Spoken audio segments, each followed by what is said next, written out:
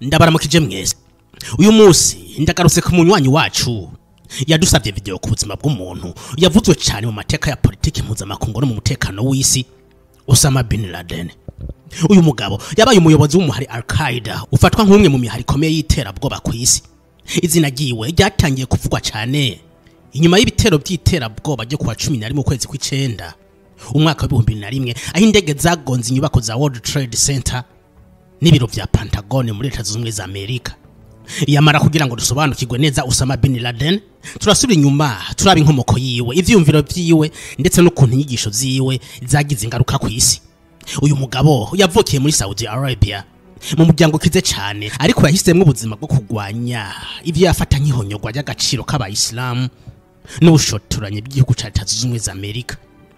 Muri video y'uno munsi turaganira ku buzima bwiwe, uko yashinze umuhari Al-Qaeda, impamvu y'intambara ziwe za jihad ndetse n'ingaruka z'ibikorwa vyiwe ku mutekano mpuzamakungu.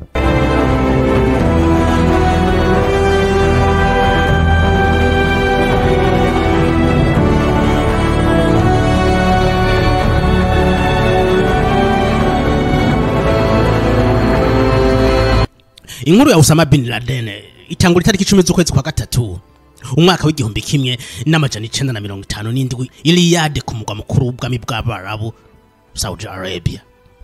Yavutse kuri se Mohammed bin Laden, yari umu entrepreneur akomeye muri ico gihugu kuko ni nawe yari boss wa Saudi bin Laden Group, ikaba yari entreprise ikora ibyo kubaka muri ico gihe. Nyina na wamuvyara yitwa Alia Ghanem, uyu yari umunyasiriyakazi, bakaba bashingiranywe na Mohammed afise imyaka 14 gusa. Ariko Alia siwe mugore wenyene wa Mohammed, yari afise n'abandi bagore bagira ku 22, akagira abana 54. Iyi entreprise Saudi bin Laden Group niyo yavuguriye imisigiti y'Imaka, Madina na Yerusalemu. Aya masoko yose yayahabwa n'abami bagiye batwara Arabia Saudite, maze baramwizera n'abakomeza kwinjiza amafaranga.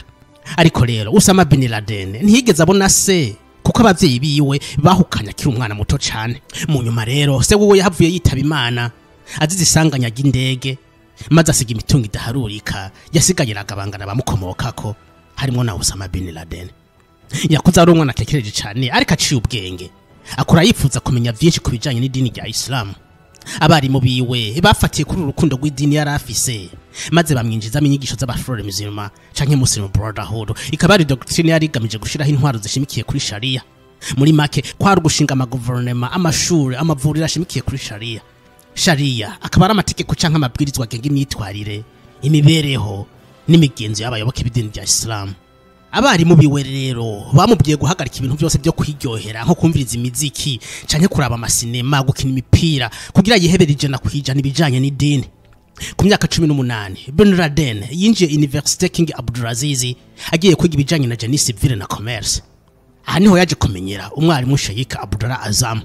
Uyu ntiyari umwarimu asanzwe, yari umuhinga mu mategeko y'idini kandi akaba umwe mu bantu bagize uruhare rukomeye mu gushiraho ivyumviro by'intambara za Kisilamu jihad, ndetse bakunda kumwita se w'intambara ya jihad. Osama rero yahavuye yisanga mu rukundo ni umwarimu, maze amugira se wiwe wa kabiri.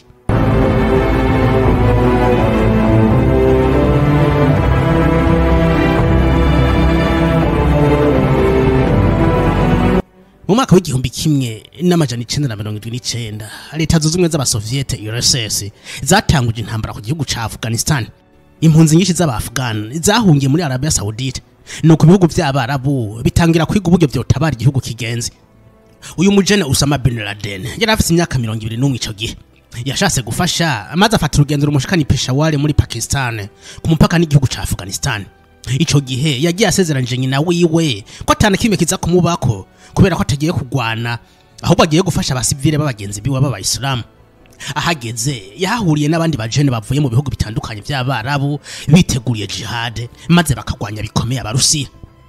Afatanije na wa mu Professor Azam Abdallah begeranirije hamwe aba bajene bavuye mu bihugu bitandukanye by'Abarabu, Africa du Nord, Asia, Europe, abita Bahamujahidin, no kuvuga abajihadise bagwana barondera ubwigenge bw'ibihugu by'Abamusulman. Osama bin Laden na Azam bashizemo amafaranga bafinansa formation ba Mujahidin. Nyina wiwe yamahangayitse yiyumvira ko umwana wiwe nawe ashobora kuja ku rugamba, ariko nubwo yari yamusezeranje ko atazigira aja mu rugamba, amazi yari yaramaze kurenga inkombe kuko bin Laden yari afise inyota idasanzwe byo kurwanya abarusiya. Mu mwaka w'igihumbi kimwe n'amajana 984 Osama bin Laden yari amaze imyaka 26. Ibyo yari amaze imisi yiyumvira byo kurwanya abarusiya yabishize mu bikorwa, ava Peshawar yinjira muri Afghanistan gufasha abandi ba jihadiste kwivuna umwansi. Yashikiye imbere ku mirongo y'urugamba, yari yiteguye gutanga ubuzima bwiwe kugira bene wabo ba Afghan baronka amahoro n'ubwigenge. Biravugwa ko ba mujahidin bari bashigikiwe n'abanyamerika, kuko mwibuke ko muri iyi myaka hari intambara imwe bise Gulf War, aho Amerika itacanwa n'Uburusiya. Osama bin Laden yahavuye yugurura ikambi yiwe bwite yo kurukirita no guforoma ba mujahidin mu misozi ya Jaji mu bumanuko bw'igihugu ca Afghanistan. Abarusiya abahavuye bagaba igitero gikomeye kuri inkambi ya Jaji, imvura y'amabombe, ibifaru bimijumuriro kuba mujahidin, indege zisuka amabombe y'urutavanako, ariko ba mujahidin banka kumanika amaboko. Kuri uyu musozi wa Jaji intambara yamaze imisi 39, ariko byarangiye abarusiya batakaje urugamba, baratsindwa barataha. Kuva ico gihe Osama bin Laden yabaye intwari y'urugamba, yatangiye gukundwa, ba mujahidin bamwiyumvamwo gushikana hasumbye igikundiro wa mwarimu Abdullah Azam. Guhera ico gihe jihad yari mwishusho ya Osama bin Laden. Mu mwaka w'igihumbi kimwe n'amajana 988 yari amaze imyaka 32, Osama bin Laden yahuye na Ayman al-Zawahiri, Muslim Brotherhood yakomoka muri Egypt, akaba yari yahungiye Peshawar kubera ko atumvikana n'ubutegetsi bwa Cairo. Ivyumviro vya Ayman al-Zawahiri byashimishije bin Laden, yamweretse vision nshasha jihad kuye kugira. Kugeza iki gihe jihad kwari kwivuna no kwihagarara ko gusa mu gihe ibihugu by'abayisilamu byaba bitewe, ariko Ayman al-Zawahiri yamuhaye iciyumviro cyahinduye ubuzima bwa Osama bin Laden. Yamubwiye ati ibi ntibihagije, birakwiye ko nacu tuzaturagaba ibitero mu ntumbero yo kwagura akarere. Osama bin Laden yemeye iciyumviro ca Ayman, ariko ba mujahidin bari bagize imisi bagwanana ntibashigikiye vision nshasha ya jihad, ariko umushefu wabo amaze guhindura vision batigiriza kumukurikira. Kuva ico gihe bahinduye umukenyuro, maze batangira kugwana bativuna gusa, ahubwo bagwana no wese afite iciyumviro gitandukanye n'abafrere musulman. Batanguye kugwanya Amerika, Europe ndetse n'ibihugu by'abarabu bitari bishigikiye vision y'abafrere musulman. Ukwezi kwa myandagaro umwaka w'igihumbi kimwe n'amajana 988 Osama bin Laden afatanije na Ayman al-Zawahiri na Azam Abdallah bashinze umuhari Al-Qaeda. Ani yarakiri mu bintu byo kugwanira aba-Afghan ngo bikure ko abarusiya, ahubwo yatanguje urugamba gw'isi yose. Mu mwaka w'igihumbi kimwe n'amajana 990 Osama bin Laden yavuye muri Afghanistan atahiwe muri Arabia Saudite. Yakiriwe nk'umwami, nk'intwari idasanzwe, kubera ko abarusiya bari baratsinzwe intambara barasubiye iwabo. Mu mwaka wakurikiye Iraq yagavye ibitero ku gihugu ca Kuwait, aho intambara ya Gulf yari itanguye. Arabia Saudite yagiye ku ruhande rwa Kuwait, maze bakenera ubufasha bw'abanyamerika, ibintu Osama bin Laden atashigikiye na gato. Yatanze iciyumviro, abo banyamerika ni mubareke dukoreshe ba mujahidin banje. Yabaye deception kuri Osama bin Laden, kubera ko iciyumviro ciwe nticashigikiwe n'abatware ba Saudiya. Abanyamerika ntibatevye kugira muri Kuwait. Bin Laden byaramubaje cyane, ava muri Arabia Saudite afata urugendo rumushikani Khartoum muri Sudani, ahari mu mwaka w'igihumbi kimwe n'amajana 992. I Khartoum yibera kumwe n'abagore biwe batanu n'abana biwe 24, ariko ntiyagiye muri Sudani kubusa, kubera ko Sudani yari ishigikiye ba mujahidin. Muri kino gihugu yatanguye ubundi buzima bushasha, leta yari yaramuhaye amatongo atangura kuyarimamwo, abo mu entrepreneur nkase ahakaza abanyasudani benshi, ariko akanakomeza kwinjiza no guforoma ba mujahidin. Arabia Saudite ifatanije n'abanyamerika bokeje igitutu ubutegetsi bwa Sudani kwirukana Osama bin Laden, ariko Osama bin Laden yashaka kwigumira muri Sudani, ndetse na propose ati jewe mu ndeke kunyirukana nibera umu entrepreneur gusa, mwana ashaka ibyo bindi bya politike ndabihebe. Ariko baramwankiye, icyumviro ciye bagiteye utwasi. Yarirukamye muri Sudani, abona ko noneho adakwiye kubandanya gwanira abayisilamu, ahubwo akwiye kuyigwanira ku giti ciwe. Arabia Saudite igihugu ciwe cyari cyaramwatse ubwene gihugu, yasubiye muri Afghanistan, igihugu cari mu bintu y'abatalibani ico gihe. Ubundi muhari mushashe wa Kisilamu wari waravutse. Yageze Kabul asa nahatana kimwe afise, kuko ubutunzi bwishi yari yabusize muri Sudan. Osama bin Laden yasabye mubonano umukuru w'abatalibani Muhammad Omar, amusaba ikibanza muri Taliban. Ubu nawe yaramuzi, yari yaramwumvise bavuga amateka yiwe yo kuba incabwenge kandi akabingwanya ikomeye, maze aramwemerera amuha ikibanza mu Bataliban. Agishika mu Bataliban, umwanzi wa mbere kuri Osama bin Laden bari Abanyamerika. Yavuga ati baraduteye, basambura imico n'akaranga vyacu, ati bakwiye guhagarikwa. Uyu mugabo yahavuye atumirwa no gutanga interview mu kinyamakuru CNN c'Abanyamerika, maze abazwa impamvu yanka Abanyamerika. Nawe arisigura, yavuze ati Abanyamerika bakoze ubwicanye ku nzira karengane zo mu bihugu by'Abarabu, bashigikira Israel kwigaba ibitero kuri Palestina. Amerika niyo nyirabayazana ku bwicanye buri kuburaba muri Palestina, muri Gaza, Liban na Iraq. Iyi interview yahinduye ibintu vyinshi. Abajihadiste bavuye imihinga itandukanye y'isi bashigikiye ivyumviro vya Osama bin Laden. Al-Qaeda yongera kuvyuka, irakura, isi itangira kugira ubwoba. Iki gihe yatangiye gushinga amakambi y'abateroriste, abashiramwe ivyumviro bibi byo kwica, bagaturitsa ibibomba hariho hose, haba mu maresitora, mu bubare, mw'isoko. Bavuga bati dutegereza kugwanya Abanyamerika, gushika bavuye muri Gulf Persique bagataha iwabo. Mu mwaka w'igihumbi kimwe n'amajana 988 yashinze umugwi w'abakamikaze, abagwanyi b'abajihadiste baza biturikiza ku bisasu mu kugaba ibitero. Mu nyuma yahavuye ahura na Khaled Sheikh Mohammed, umu-islamiste w'umunyapakistan, amuha iciyumviro cyo gukoresha indege mu kugwanya Abanyamerika. Ibi babihurije ko ariko abakamikazi baguma mu kazi ko kwiturikirizaho ibisasu, maze batangura gukora mu jisho Amerika ku ngabo zabo zari muri Somalia, Yemen n'ahandi. Mu kwezi kwa Myandagaro umwaka w'igihumbi kimwe n'amajana 988 isi yatangiye kugira ubwoba, aho hagabwe ibitero ku ambasade y'Abanyamerika i Nairobi na Dar es Salaam. Ibi bitero byahitanye abarenga amajana 3 n'ibihumbi 5 bahakomerekeye. Ico gihe Amerika yashize Osama bin Laden ku rutonde nimero 1 rw'abantu bategerezwa kwicwa. FBI yashize miliyoni 5 z'amadolari ku mutwe wa Osama bin Laden.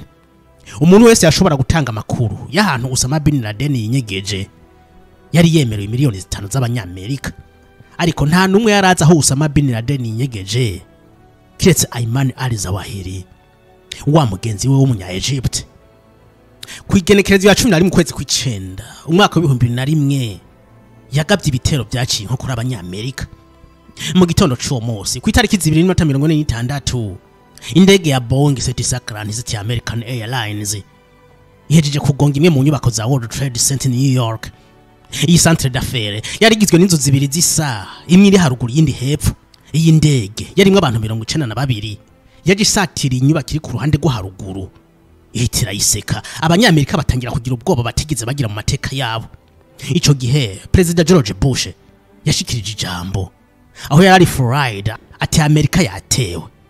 FBI yari yamaze kuronka amakuru ko Al-Qaeda yateye Amerika, ariko hari hakiri kare kubera ko hari ibyo batari bwabone.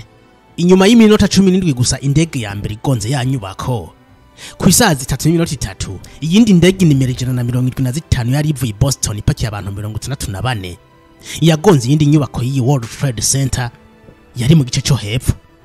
Ntivyari bwahere kubera ko ku isaha 3:37 indege nimero 77 ya kompanyi y'Abanyamerika American Airlines yategerezwa guca Washington ikabandanya Los Angeles, nayo yisekuye kuri Pentagon Washington ku cicaro gikuru c'ubushikiranganje bwo kwivuna abansi muri kino gihugu ca Leta Zunze za Amerika. Iyo ndege yari rimwe abantu 59, abateroriste 3, ikaba yanahitanye abantu 125 bari muri iyo nzu. Ku isaha 4:3 indege igira 4 yakorokeye mu ishamba rya Pittsburgh muri Pennsylvania, nawe yategeza kugonga Maison Blanche, ariko abari muri iyo ndege babaye intwari bagumukana ivyihebe, nuko indege irakoroka. Ibi bitero byose byahitanye abantu bagera ku 3,000. Amwe mu masanamu atazopfa yibagiwe ni yiswe Dusty Red Mercy Borders, umugore yakora muri bank ari muri iyo nyubako yagonzwe n'indege. Yari kagerageza gusohoka maze aza gufotorwa yuzuye ivumbi. Kubw'amahigwe ntacu yabaye ako kanya, gusa yahavuye yicwa na kanseri mu nyuma, hamwe n'abandi benshi bazize ivumbi n'umwotsi watewe n'iriduka ry'iyo nyubako. Iki nico gitero cababaje Abanyamerika kurusha ibindi byababayeko. Muri Afghanistan wari umunezero gutamba kw'abamujahidini abateroriste bashimagiza intwari Osama bin Laden. Ico gihe Amerika yadugije amafaranga kuzotanga amakuru kuri Osama bin Laden. Ntiyarakira miliyoni 5 gusa, ahubwo bayagujije na 5 ari miliyoni 25 z'amadolari y'abanyamerika. Nubwo amafaranga bari bayadugije, Amerika yaramubuza imyaka 5 murondeza uruhindu iraburi dorongerero. Mu mwaka wa 2011 Amerika yaratinzira amenya makuru ko bin Laden yinyegeje Pakistan. Yari yarahinduye isura atembera ukuri kwamye Pakistan, yibera mu nzi isanzwe n'abagore biwe n'abana biwe mu majepfo ya Pakistan. Barack Obama yari yarijije abanyamerika muri kampanye y'amatora ya 2008 ko azobaho umutwe wa Osama bin Laden. Kwigenekerezo rya 29 mukiza umwaka wa 2011 muri operation yiswe Neptune Spear, abakomando bari muri force speciale z'abanyamerika bafashe urugendo bagana Pakistan. Inyuma y'imyaka n'imyaka arondegwa, yasanzwe mu nzu yo hejuru ari kumwe n'umuryango wiwe. Robert O'Neill, umusirikare karuharuwe mu ntambara zo kugwanira mu mazi, yamurashe isasu ryo mu mutwe. Amateka ya Osama bin Laden abarangiriye ngaho. Nino ngaha nanje mpise ndangiriza iyi video. Wakoze kuba wankurikiranye. Fyonda like na subscribe, maze tutosubire mu yindi video.